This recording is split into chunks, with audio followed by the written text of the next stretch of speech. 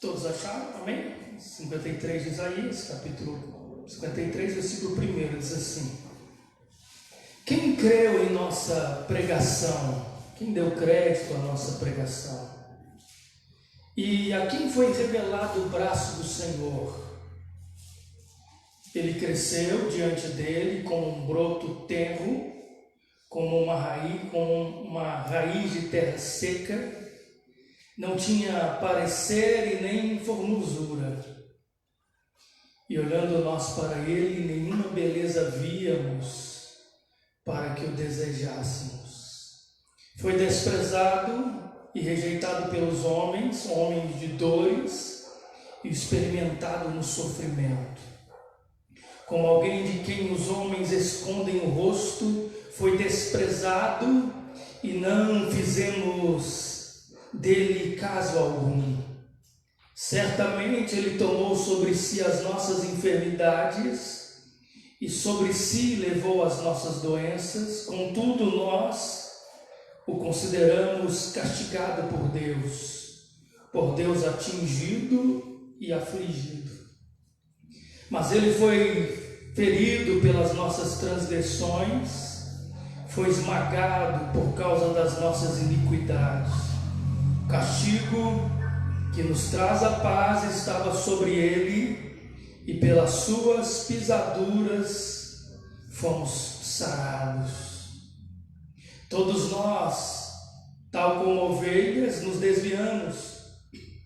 Cada um de nós se voltou para o seu próprio caminho, e o Senhor fez cair sobre ele a iniquidade de todos nós. Ele foi oprimido e afligido, e contudo não abriu a sua boca. Como um cordeiro foi levado para o matadouro, e como uma ovelha que diante dos seus tosqueadores fica calada, ele não abriu a sua boca. Com julgamento opressivo ele foi levado. E quem pode falar dos seus descendentes?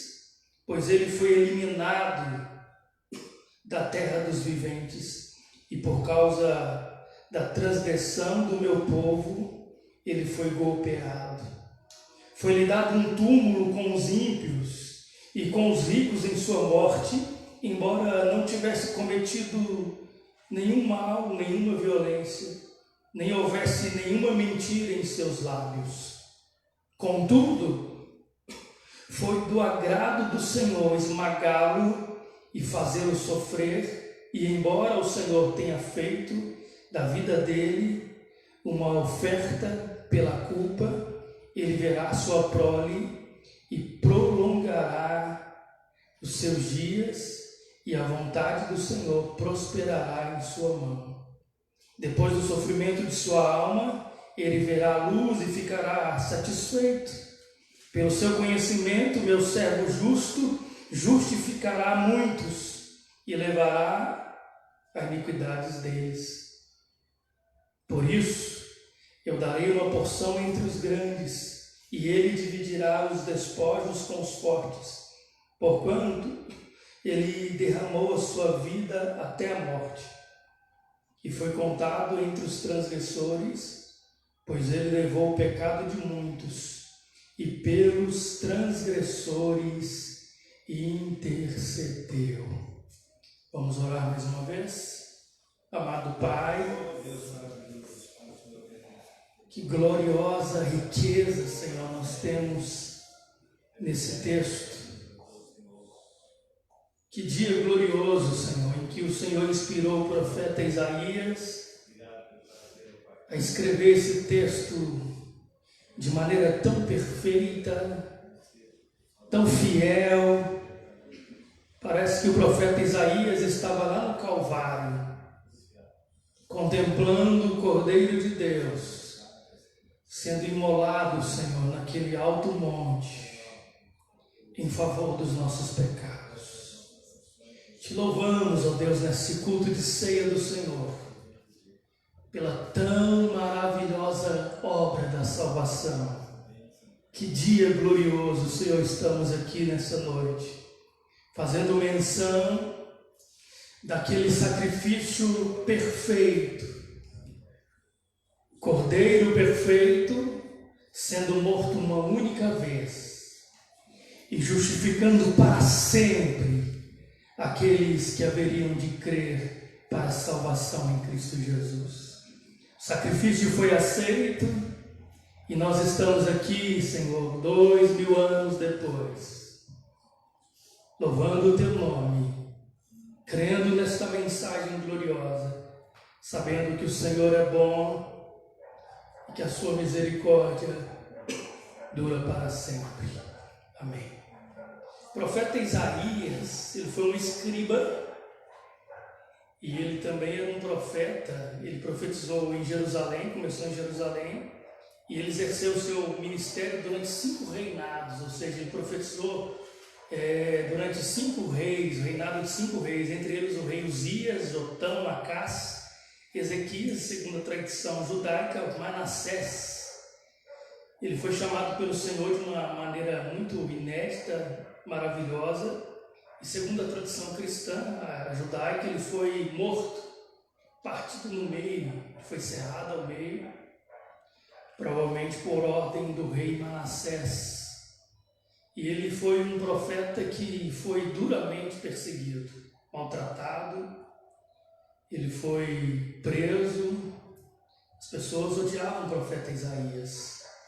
E ele viveu por volta de 700 anos antes de Cristo. E nesse período aproximadamente, ele é conhecido na Bíblia como o profeta messiânico. Foi o profeta que mais profetizou a vinda de Cristo. Em Isaías capítulo 9, versículo 2 e versículo 6, ele profetizou dizendo que o povo que caminhava em trevas viu uma grande luz. E sobre os que viviam na terra da sombra da morte raiou-lhes a luz. E no verso 6 ele diz: porque um menino nos nasceu, um filho se nos deu, e o principado, o governo está sobre os seus ombros. E o seu nome, e ele será chamado, foi Isaías profetizou isso 700 anos antes de Jesus nascer. E ele será chamado Maravilhoso, Conselheiro, Deus Forte, Pai da Eternidade e Príncipe da Paz. Isaías, inspirado pelo Espírito Santo, ele estava dizendo: vai nascer um menino será nos dado. E esse menino não é um menino qualquer. O principado, o governo de todas as coisas estão colocadas nos ombros desse menino que vai nascer. E o nome desse menino não é um nome comum. Ele será chamado Maravilhoso Conselheiro. Ele será chamado Deus Poderoso, Deus Forte. Ele será conhecido como Pai da Eternidade e como Príncipe da Paz.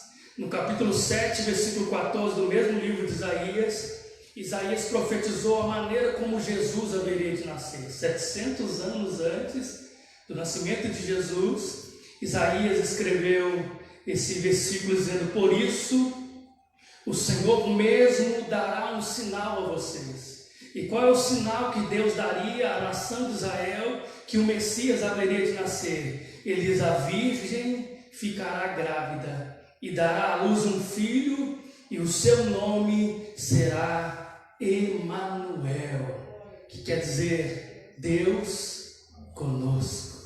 700 anos antes do nascimento de Cristo, Deus inspira um profeta: escreva aí, Isaías, que o sinal que eu vou dar para a nação de Israel, de que o Messias está nascendo ou nasceu, é que a virgem ficará grávida e dará à luz um filho, e esse menino será chamado Emanuel, que significa Deus conosco. E Isaías foi um profeta que mais profetizou a vinda de Cristo Jesus. É um profeta que mais escreveu sobre o nascimento de Jesus. E o chamado de Isaías é interessante. Ele, no capítulo 6, se não me engano, capítulo 6 de Isaías, ele fala que no ano em que morreu o rei Uzias, ele viu o Senhor assentado sobre um alto e sublime trono, e a glória do Senhor enchia o templo. E a Bíblia diz que na visão de Isaías ele viu serafins em volta do trono. Cada um tinha 6 asas, esses serafins. Com 2 cobriam os rostos, com 2 cobriam os pés, e com 2 eles voavam. E eles clamavam uns aos outros, dizendo: Santo, Santo, Santo é o Senhor dos exércitos, toda a terra está cheia da sua glória.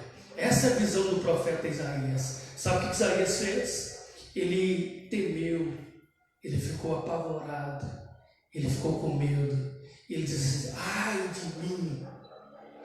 de mim, porque eu sou um homem de lábios impuros e habito no meio de um povo de impuros lábios, e os meus olhos viram o Senhor.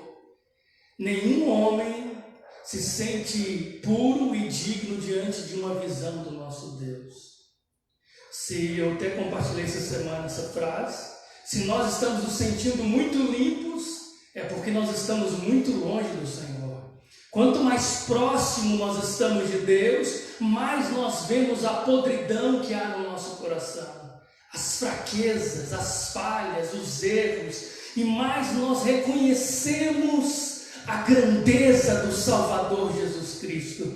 Nós olhamos para Jesus e falamos: Jesus, somente o Senhor pode salvar um miserável pecador como eu sou. Isaías viu a glória de Deus e ele diz: ai de mim, porque eu sou um homem de lábios impuros, eu sou um homem falho, eu sou pecador, e eu não posso ir. E a Bíblia diz no Antigo Testamento que se ninguém podia ver Deus e viver, Isaías falou: agora eu estou vindo do trono de Deus, eu vou morrer.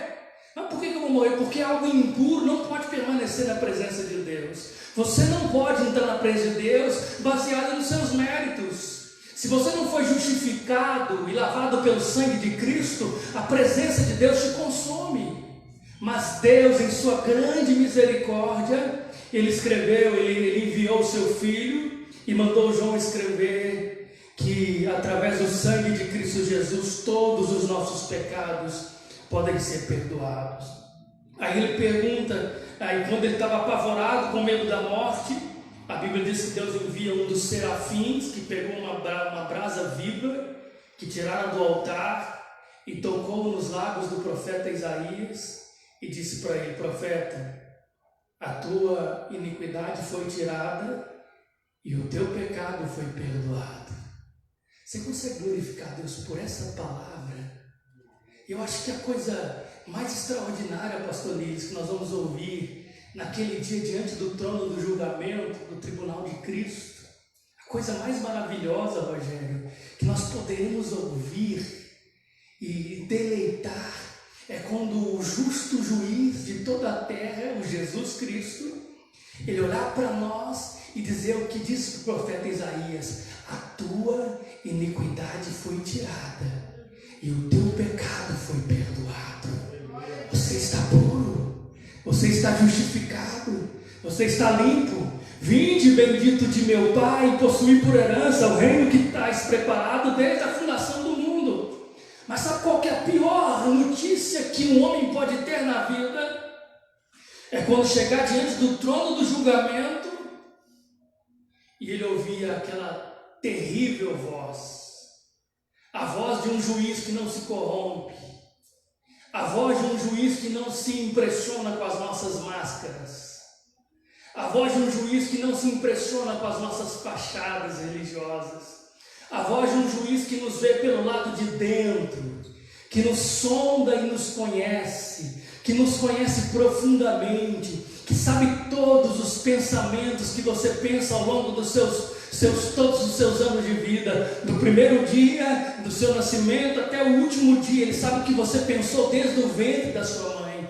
Ele sabe o que você fez, o que você deixou de fazer, o que você comeu, o que deixou de comer, aonde você passou, aonde você escondeu, que quarto você dormiu, com quem que você conversou, o que você assistiu, o que você planejou, o que você desejou. E diante desse justo juiz, a pior notícia que um pecador pode ouvir é essa. E muitos vão ouvir naquele dia essa triste notícia: apartai de mim, malditos, para o fogo eterno, preparado para o diabo e os seus anjos. eu nunca vos conheci. Essa palavra vai ser terrível. As pessoas vão entrar em pânico, vão se apavorar, vão dizer, não, tem misericórdia de mim, mas o juízo vai ser justo e vai ser sem misericórdia. O Walsh fala uma coisa interessante, eu concordo com ele, que o julgamento de Deus é tão justo e todos os homens da terra, quando forem condenados, eles serão condenados consciente de que merecem a condenação. Nenhuma pessoa será lançada no lago de fogo, que é a segunda morte, dizendo assim, eu merecia, não merecia, olha, tão bom.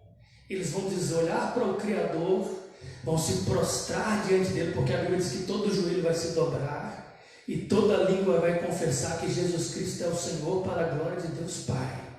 Ele vai reconhecer e vai dizer, é justa a sua punição, é justo. É a pior notícia que um pecador pode ouvir é essa. Mas ainda a porta da salvação está aberta. Tem um hino que eu gosto muito, muito antigo, Trio Alexandre, né? Acho que só o pastor Luiz vai lembrar dele, você lembra? Trio Alexandre, o irmão Cláudio do cabelo branco, acho que não sei se lembra. Ele diz assim, a porta da salvação hoje ainda aberta está. E a porta que Deus abre, o homem não pode fechar. Ainda é tempo. E o profeta Isaías viu o trono de Deus e falou assim, ai de mim. É esse o sentimento que nós temos. Qual o sentimento que você teve quando você se converteu a Cristo? O sentimento que eu tive foi que eu era o pior pecador desse mundo. Esse é o sentimento que eu tive quando eu me converti.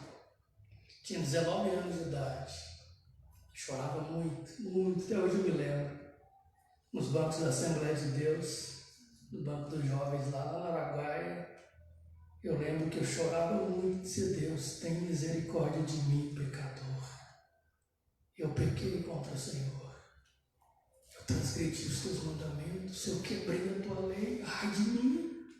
Eu sou um homem de lábios impuros, de olhos impuros, de mente impura, de coração impuro, de desejos impuros. Eu não mereço nada, Senhor. Eu desperdicei 19 anos da minha vida, tem misericórdia. Eu chorava muito. Mas aí, nós lendo as Escrituras, nós vemos uma profecia como essa do profeta Isaías. Quem deu crédito à nossa pregação? Quem é que vai crer nessa mensagem? Quem é que acredita no que eu estou falando? O Messias, profetizado por Isaías, estava fora dos padrões esperados pelos judeus. Eles aguardavam um Messias militar, um Messias príncipe, que viesse libertar Israel da opressão de Roma e de todos os seus inimigos. E quando Isaías, no primeiro versículo 53, ele faz a pergunta, quem é que vai crer nessa mensagem? Quem é que vai dar crédito à mensagem do Evangelho? Quem é que vai levar a mensagem do Evangelho a sério? Quem é que vai ser manifestado? Para quem que o Senhor vai revelar o braço?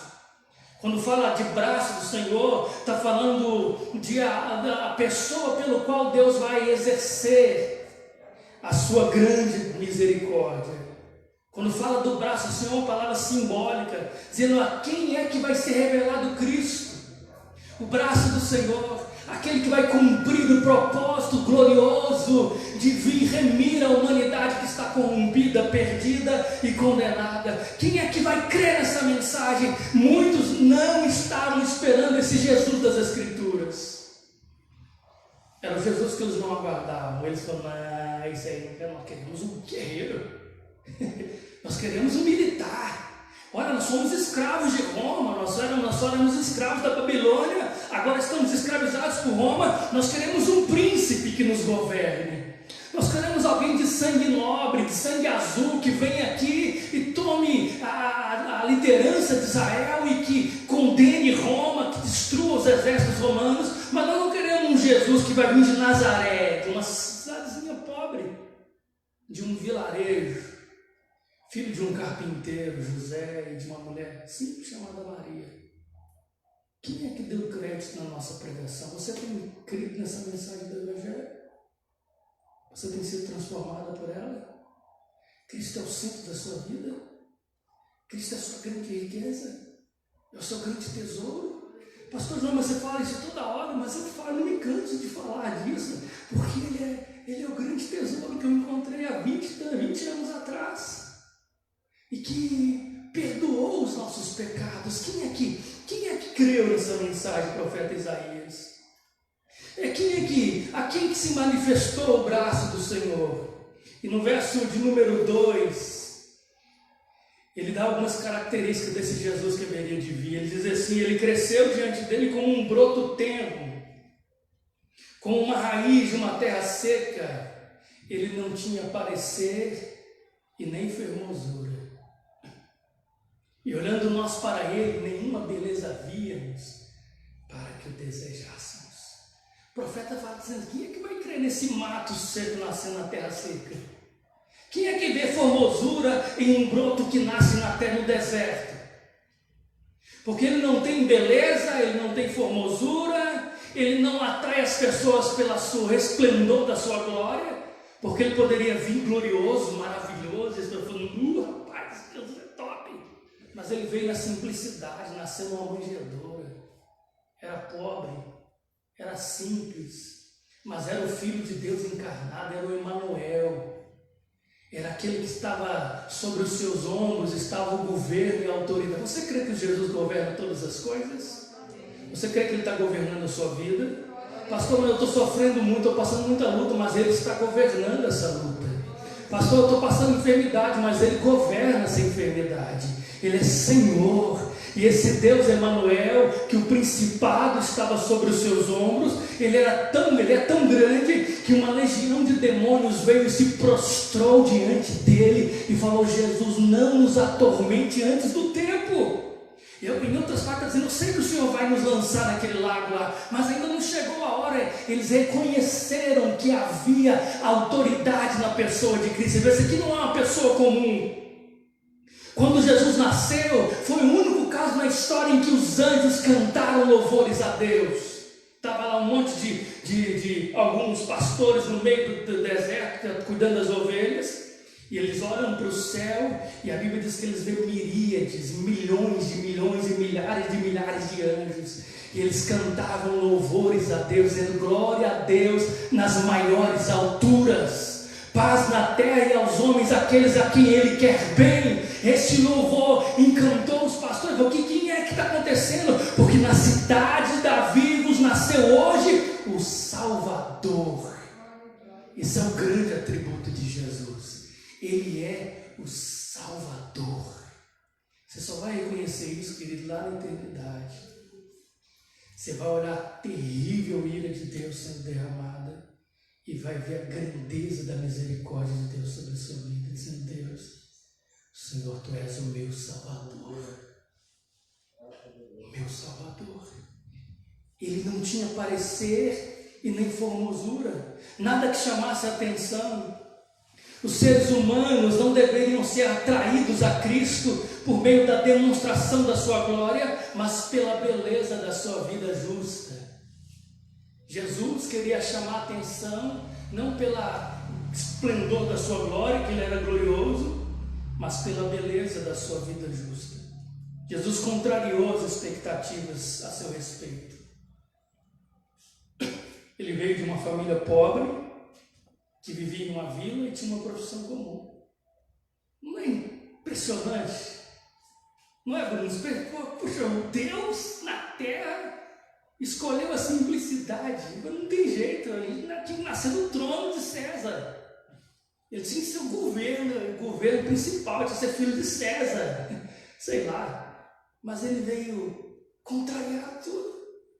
Simples, pobre. Porque, apesar de ser pobre, ele é possuindo tudo, né? Ele é pobre em sentido figurado, porque é dono de tudo, né?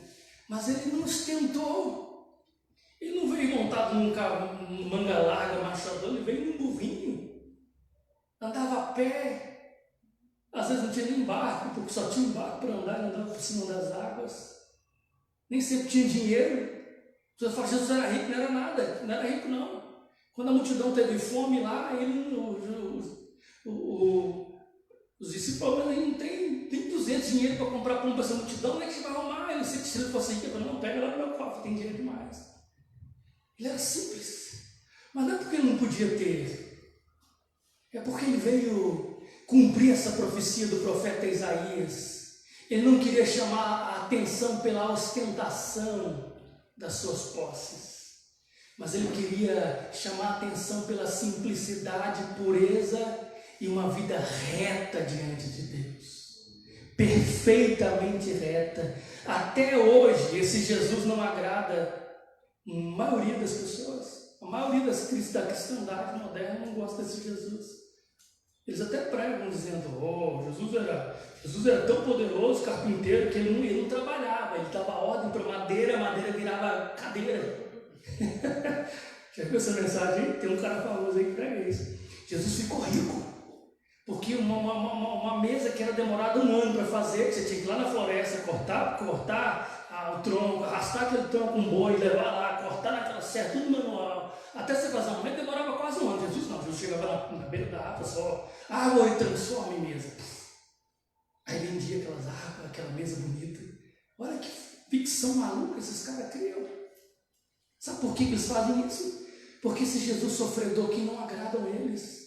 Eles não querem esse Jesus. Eles querem um Jesus pomposo. Eles querem um Jesus, se fosse hoje um Jesus jatinho, de última geração. Mas imagina Jesus chegando aqui no Fusquinha, velho. Ele vai, rapaz, deu ruim, isso aí tá ruim demais. Seu Jesus só mora na Vila Bernadette. Que, rapaz, você tá doido? Pode ver alguma coisa boa de lá? Tem coisa boa de lá. Até hoje o mundo não engole esse Jesus. O Jesus Salvador, Senhor, não é muito agradável.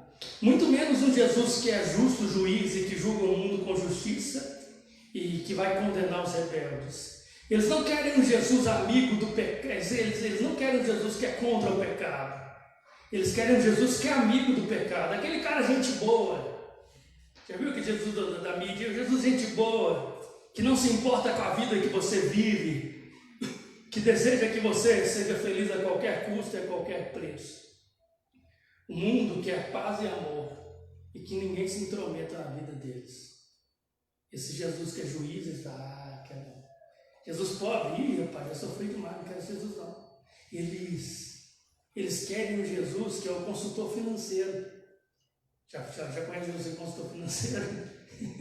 É aquele que você dá 10% e ele te devolve 100 vezes mais. O cara é bom, vai sendo bom. Quanto que eu tenho que dar? Eu tenho que dar 10%. O que eu vou ganhar? 100 vezes mais.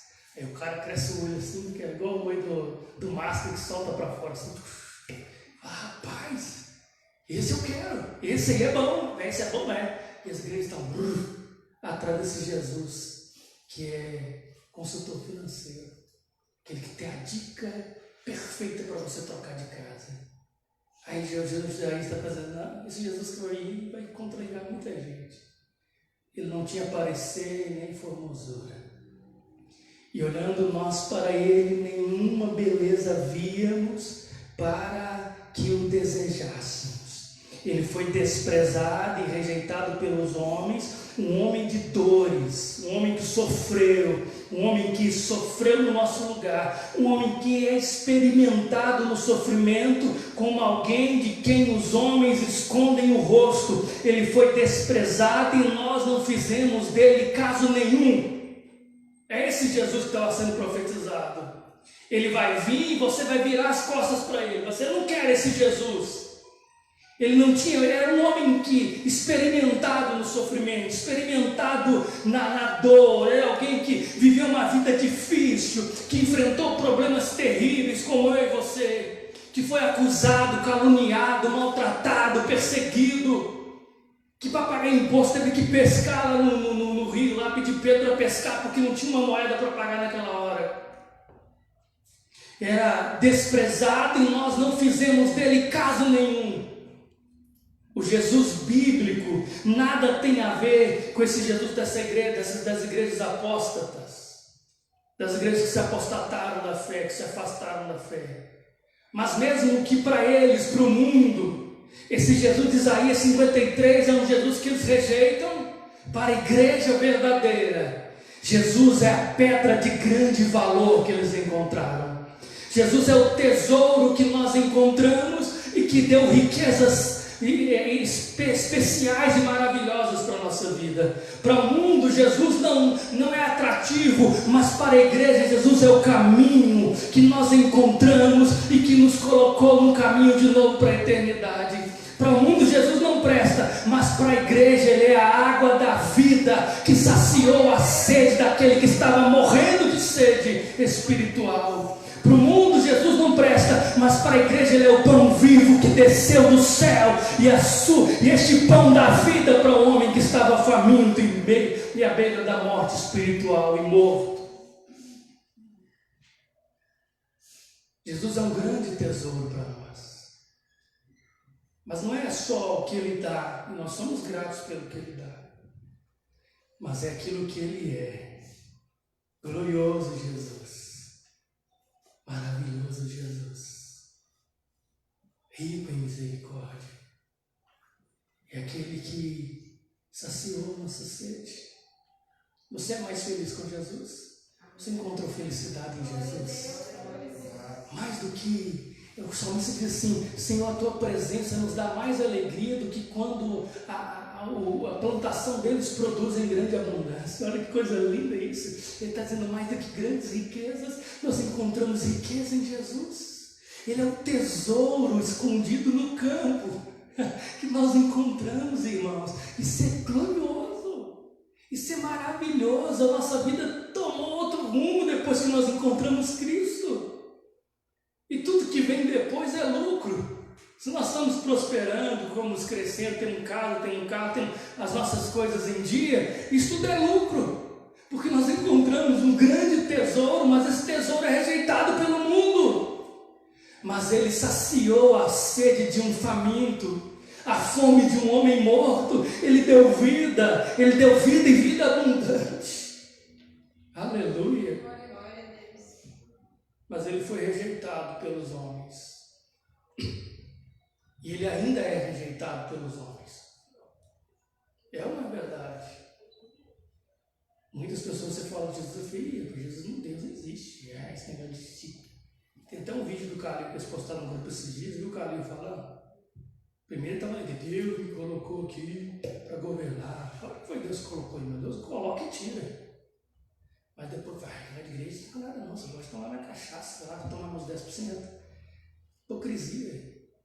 Para eles Jesus é só alguém que vai dar eles voto para eles se elegerem novamente. Mas para nós, Ele é aquele que nos deu vida e vida abundante.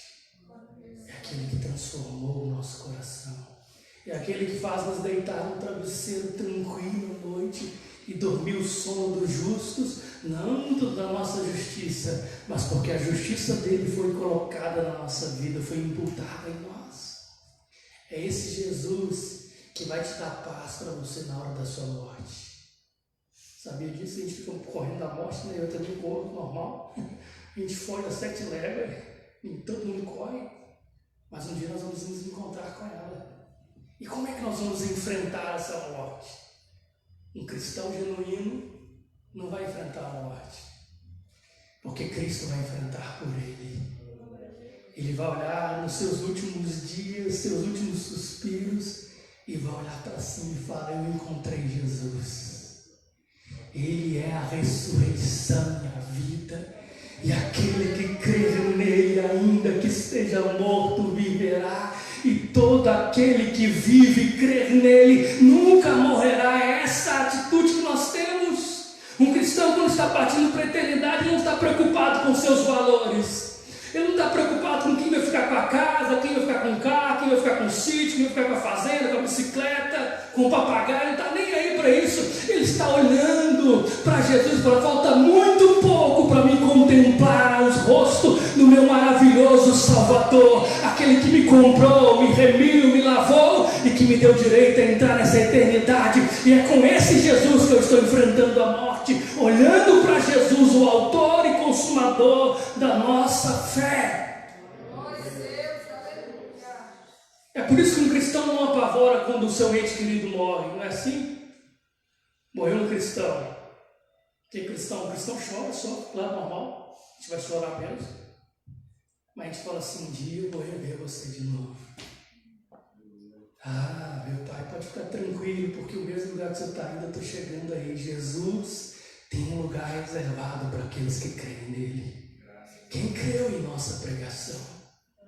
Quem deu crédito a essa mensagem do Evangelho?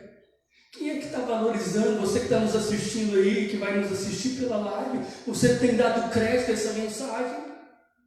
Você tem dado valor a esse Jesus que foi desprezado, que é desprezado, que é rejeitado pelos homens, mas já não é homem de dores mais, já não é homem de sofrimento mais, agora ele é Deus, está sentado à destra da majestade nas alturas. Ele governa céus e terra pela palavra do seu poder. Nesse Jesus que foi rejeitado, estão escondidos os tesouros da sabedoria e do entendimento. É esse Jesus que, segundo João, criou todas as coisas. Ele governa todas as coisas. Ele sustenta todas as coisas. Nenhum pardal cai na floresta sem o seu consentimento. Até os cabelos da nossa cabeça estão contados. E ele diz, não temais, pequenino, porque a vocês agradou a Deus dar o reino. E é por causa desse Jesus que nós estamos aqui. Ele é desprezado pelo mundo, mas ele é amado pela igreja. Ele é querido pela igreja. Ele é o tesouro da igreja. Ele é o nosso grande, maravilhoso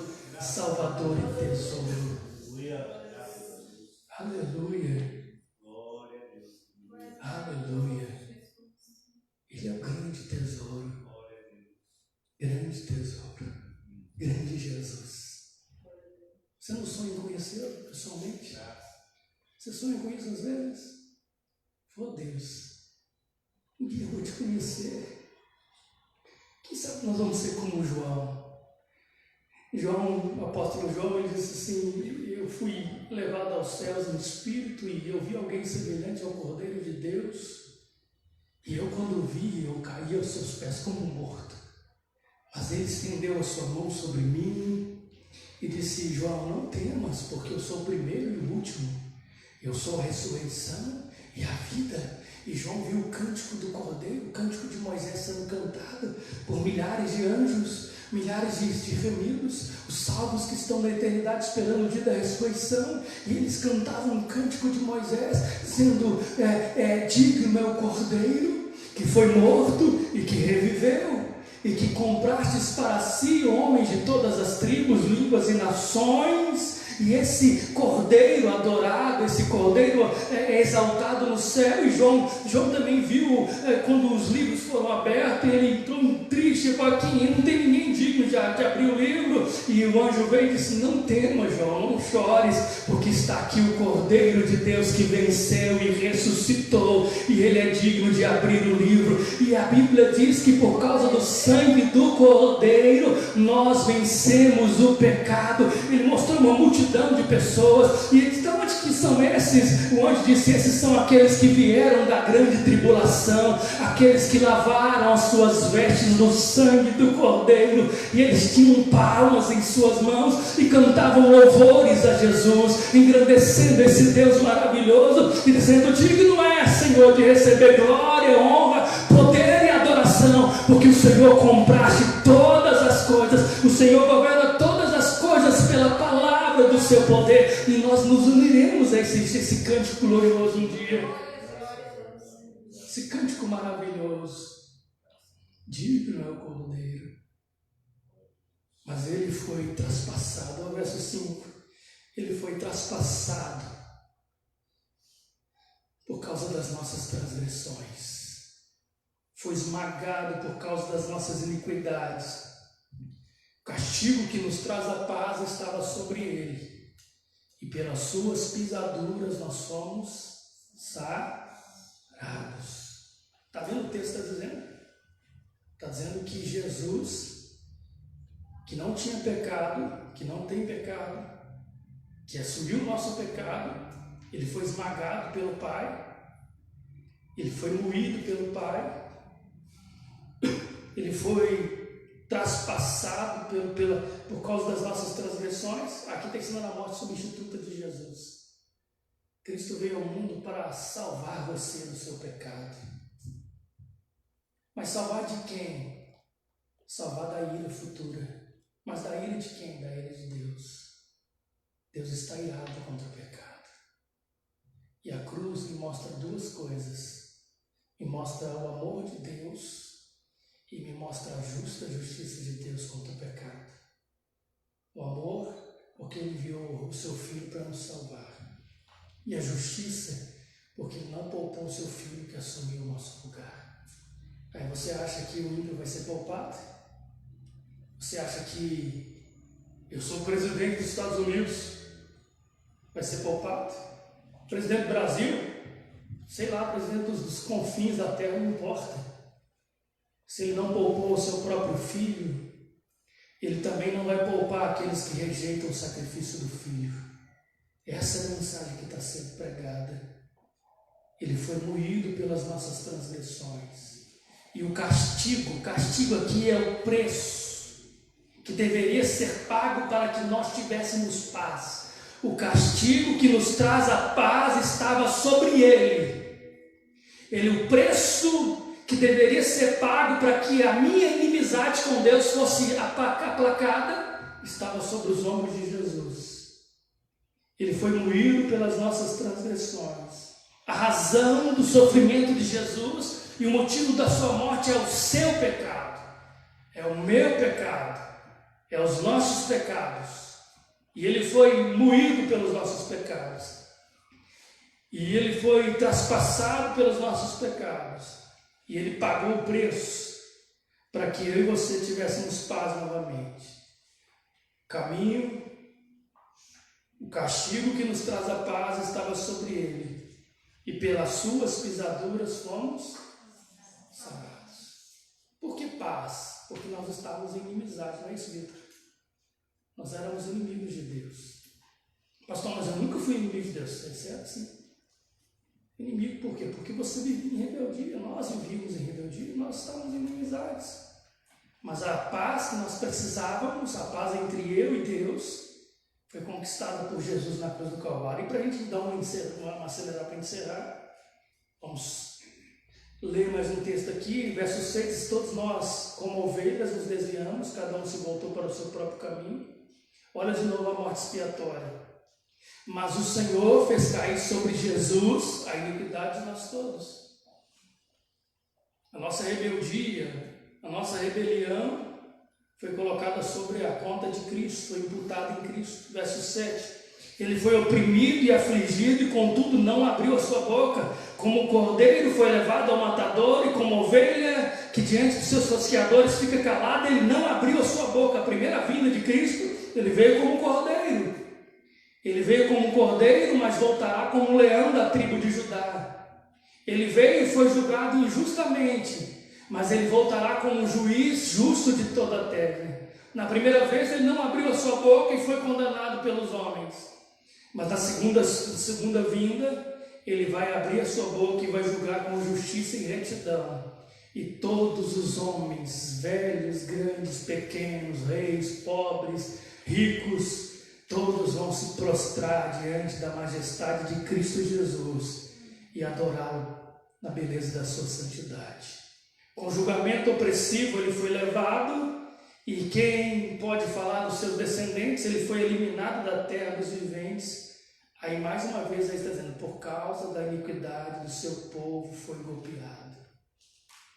O texto todo está falando sobre isso. O tempo todo dizendo, foi por causa da iniquidade. Foi-lhe dado um túmulo com os ricos, com os ímpios e com os ricos em sua morte, embora não tivesse cometido nenhuma mentira em seus lábios, nenhuma violência. Contudo, ele foi, agora o verso 10, contudo foi da vontade do Senhor esmagá-lo e fazê-lo sofrer, embora o Senhor tenha feito da vida dele uma oferta pela culpa, e ele verá a sua prole e prolongará os seus dias. E mais para baixo ele está dizendo, ele verá, verso 11, ele verá o fruto do seu trabalho e ficará satisfeito. Qual que é o fruto do trabalho de Jesus? O fruto do trabalho de Jesus que deixa Jesus satisfeito. Já parou para pensar nisso? Ele verá o fruto. Tem gente até canta assim, né? Tu verás o fruto do seu penoso trabalho e te alegrarás. A gente canta isso pensando em quê? Eu lá na pista, sol 1000 graus, dando aula, correndo atrás de aluno, para de acelerar, freia. O Bruno pensa nas marretadas, nas carretas lá, e o carro quebrando a estrada, ele canta esse músico. A gente canta essas músicas, né? A Marta passando raiva com os cachorrinhos de madame. A gente canta, tu verás, mas não está falando da gente não. Está falando de você passando raiva com os clientes lá na empresa, não está falando de Jesus. Está falando de Jesus, vai ver o fruto do trabalho dele e vai ficar satisfeito. Qual que é o fruto do trabalho de Jesus? É purificar a sua igreja, é lavar a sua igreja, é santificar a sua igreja, é salvar a igreja. Ele vai ver esse fruto e vai ficar satisfeito. E ele está satisfeito com o trabalho que ele fez. E nós estamos satisfeitos porque através do trabalho dele nós somos salvos, nós somos justificados. Você está satisfeito com esse trabalho de Cristo? Você crê que ele está saindo, ele completou essa obra gloriosa? E para concluir, eu até ouvi uma mensagem do Hernandes hoje, ele falou sobre isso. Ele fala que o fruto do trabalho que alegra Jesus é que os salvos são o presente de Deus para Jesus. Jesus veio até o mundo, pagou um preço, morreu na cruz, ao terceiro dia ressuscitou, e agora o fruto do trabalho, que a recompensa que ele recebe pelo seu trabalho, são milhões e milhares de cristãos salvos e remidos pelo sangue dele. Você, irmãos, é um presente de Deus para Jesus. Você é um presente para Jesus. Você é um presente que Deus deu a Jesus. E ele comprou esse presente, é interessante, ele pagou o preço. Ele pagou o preço, agora está aqui, é seu. Ele comprou você. Agora o que eu tenho que fazer? Procurar se santificar, lutar contra o pecado, viver uma vida santa. Quando o mundo vier te seduzir, fala, não posso ir. Mas por quê? Porque eu pertenço a Cristo. Ele me comprou, me remiu e me lavou. Vamos ficar de pé aqui, por favor, vem cá também, para a gente estar já cantando mais um louvor. Hoje é cedo, Senhor Jacques, vem aqui na frente para a gente estar servindo a ceia do Senhor, com muita alegria. Quem deu crédito à nossa pregação?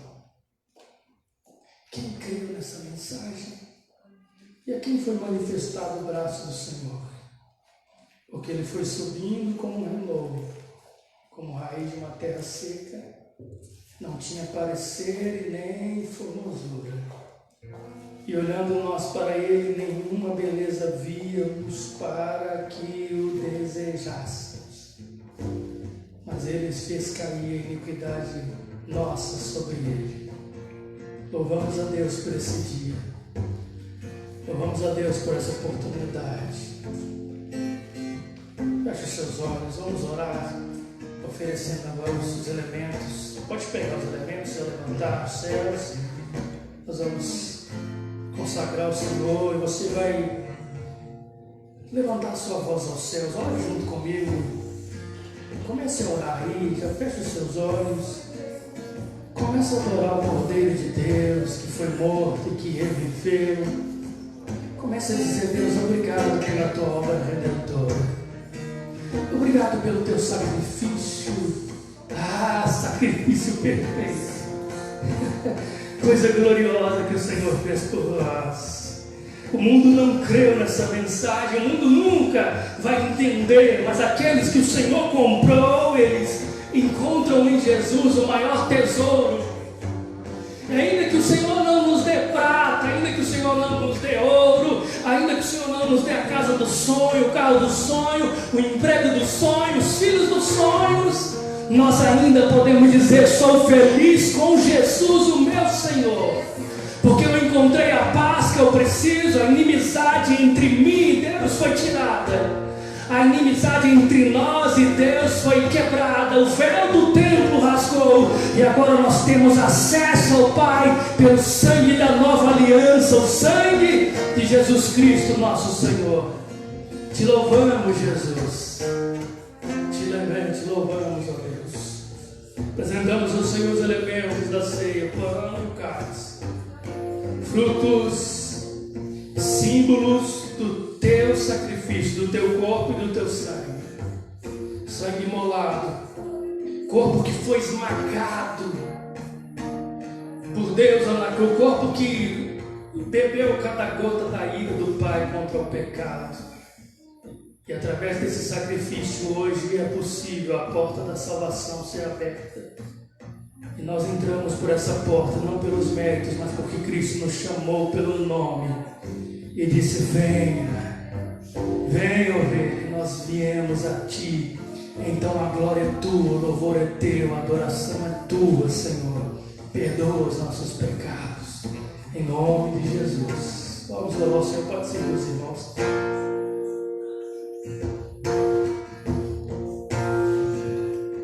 Teu sangue leva-me além, a todas as alturas, onde ouço a tua voz, falas de tua justiça, pela minha vida, Jesus, este é o teu sangue.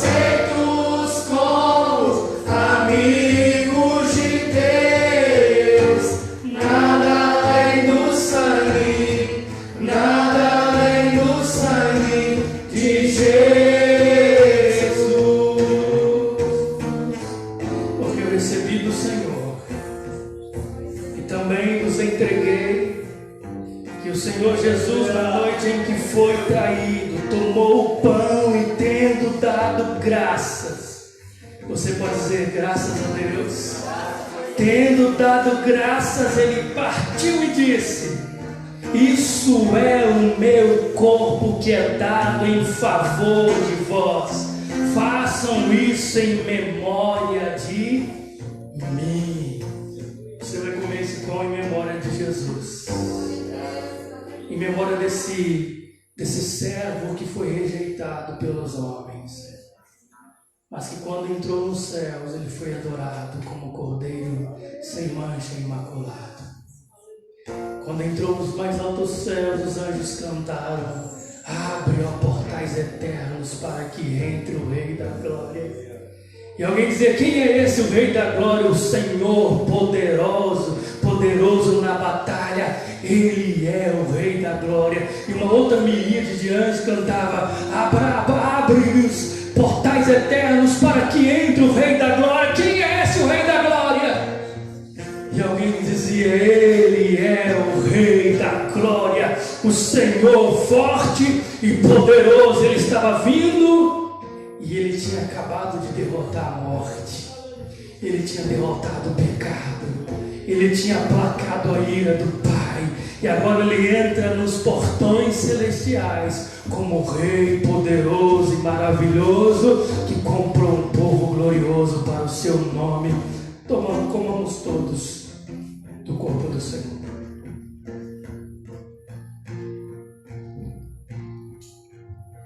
Tua cruz mostra tua graça, fala do amor do Pai, que prepara para nós um caminho para Ele, onde eu posso me achegar somente pelo sangue.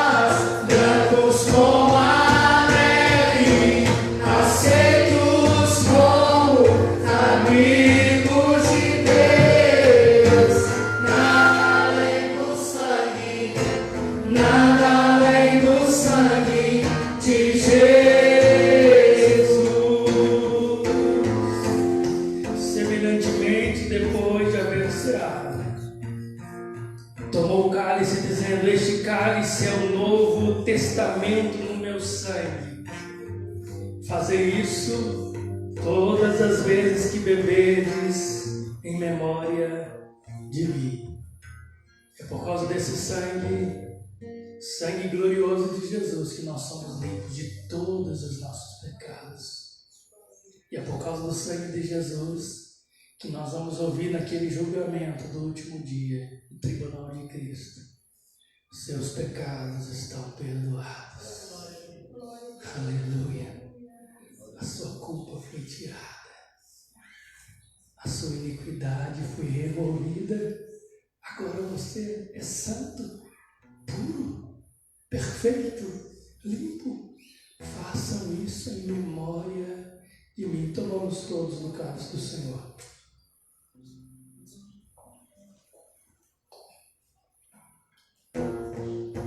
Essa parte é algo mais que a neve.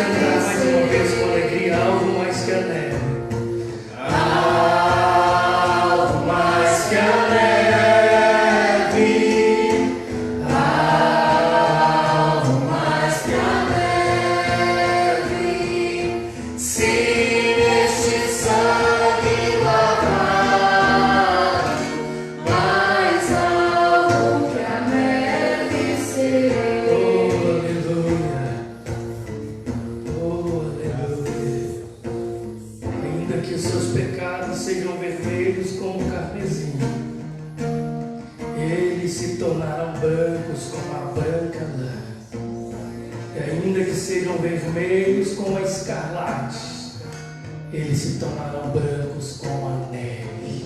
Você pode aplaudir o Senhor? Aleluia. Senhor, nosso Deus e nosso Pai, muito obrigado por esse momento de comunhão contigo. Obrigado, Senhor, por tão maravilhosa salvação. Nós não merecemos nada. Nós não somos dignos de nada, Senhor, mas nós somos tão abençoados. Temos tanta coisa para agradecer, Senhor, tanta coisa para agradecer. O Senhor tem nos dado tantas bênçãos, tantas e maravilhosas bênçãos incontáveis. Se pudéssemos falar, nós não temos capacidade de lembrar de todas as bênçãos que o Senhor tem nos dado. É bênção sobre bênção, graça sobre graça, favor sobre favor, glória sobre glória. Somos gratos ao Senhor por todos os benefícios que o Senhor tem nos dado.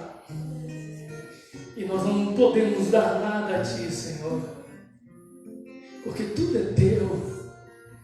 Sejam tronos, sejam principados, sejam dominações, sejam reinos, porque dele, por ele e para ele são todas as coisas, e a esse Jesus, ele é digno de glória eternamente. Que a graça de nosso Senhor Jesus Cristo, que o amor de Deus o Pai e que as consolações do Espírito Santo sejam sobre a vida da igreja, não só hoje, mas para todos sempre. A igreja diz amém. A igreja diz amém. Amém. Agora ficou bom. Deus abençoe. Boa noite, uma paz. Quarta-feira, 15 pessoas para ir para os estudos aí, se Deus nos permitir. Conto com os irmãos.